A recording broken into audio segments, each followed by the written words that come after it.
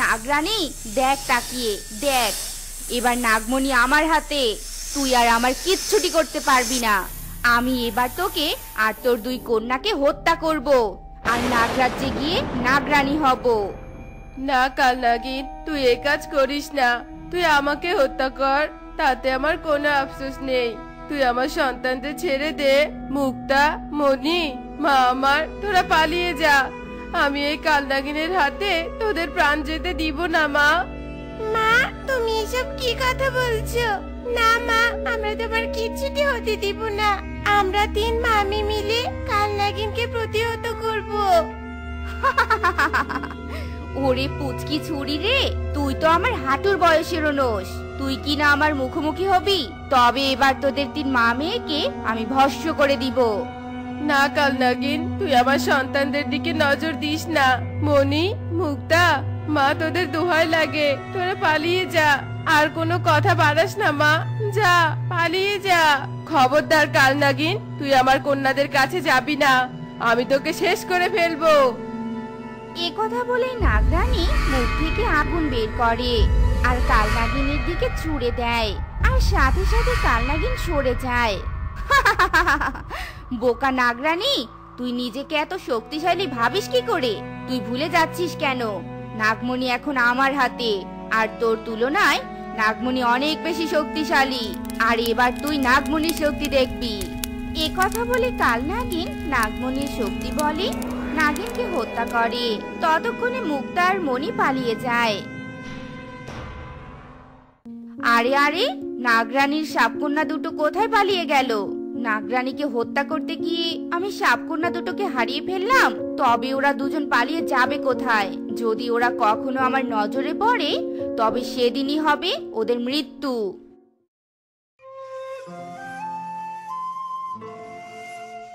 তোর ঘুড়ি পড়ে গেছে নীলপরি।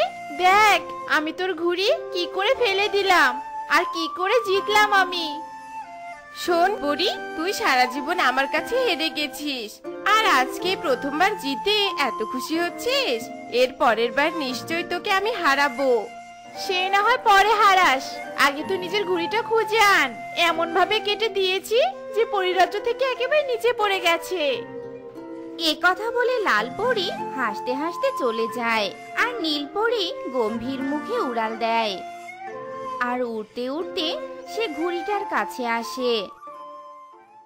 নীলপরি যেই না ঘুড়িটা তুলে নিয়েছে, অমনি ঘুড়ির নিচে দুটো সাপকন্যাকে দেখতে পায়। দয়া করে তুমি আমাদের কোনো ক্ষতি করো না। আমরা প্রাণে বাঁচতে এখানে লুকিয়েছি। আরে আরে, তোমরা ভয় পাচ্ছ কেন? শান্ত হও, আমি তোমাদের কোনো ক্ষতি করব না। তোমরা আমাকে বিশ্বাস করতে পারো। আর কি হয়েছে আমার সেটা খুলে বলো তো। আসলে আমরা বড্ড বিপদে পড়েছি। আমরা দুজন নাগরানীর কন্যা। শয়তান কাল নাগিন আমাদের মায়ের নিকট থেকে নাগমণি ছিনিয়ে নিয়েছে, আর নাগরানী হবার জন্য আমার মাকে হত্যা করেছে। কিন্তু মায়ের সাহায্যে আমরা দুজন পালিয়ে এসেছি। আহারে, তোমাদের সাথে বড্ড অন্যায় হয়েছে। কাল নাগিন তোমাদের সাথে খুব খারাপ কাজ করেছে।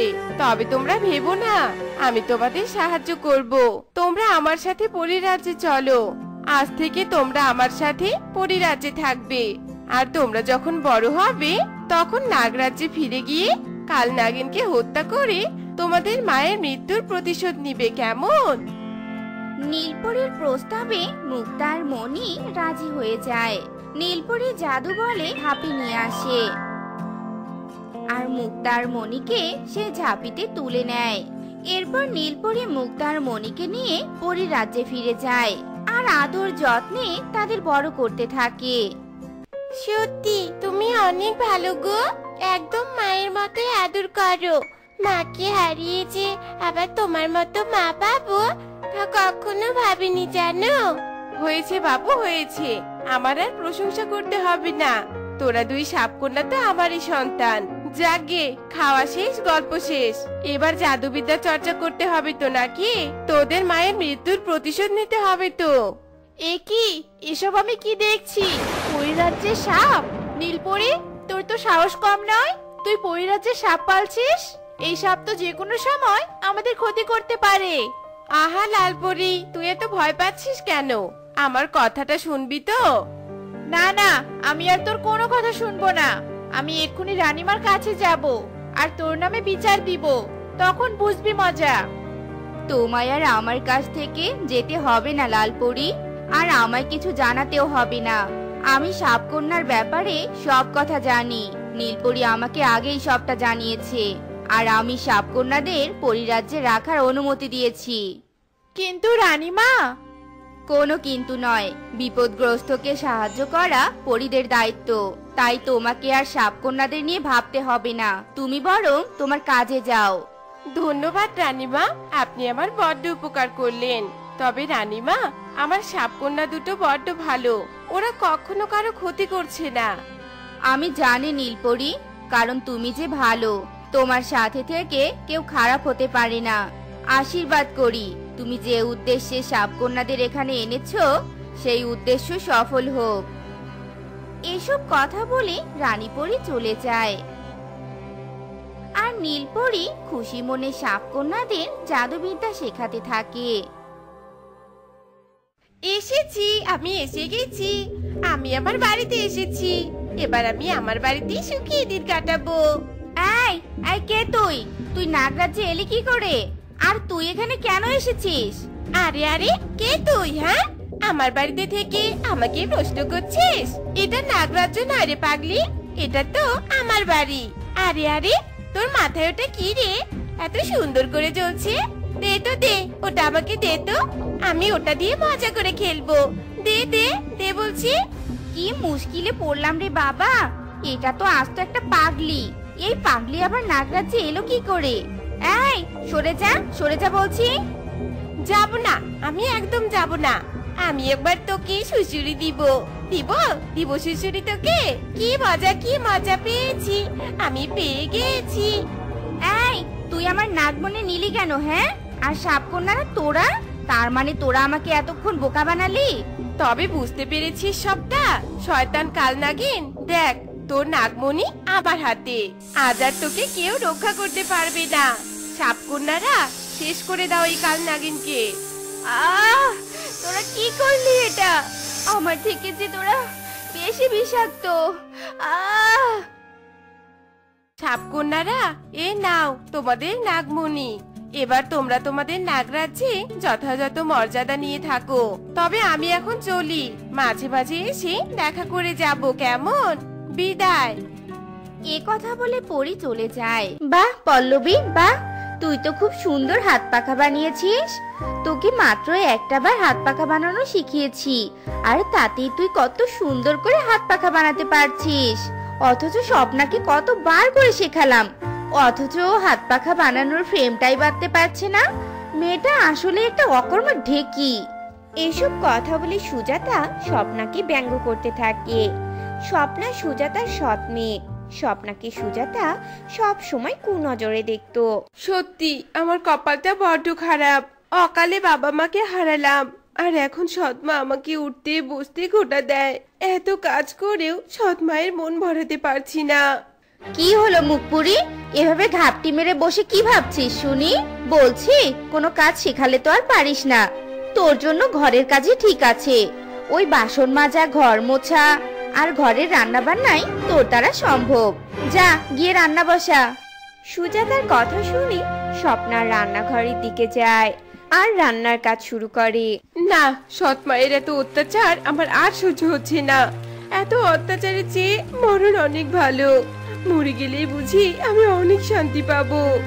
এসব কথা চিন্তা করে স্বপ্না নদীতে লাফ দেয়, আর নদীতে লাফ দেওয়ার পরেই স্বপ্না মারা না গিয়ে অদ্ভুত এক জায়গায় চলে আসে।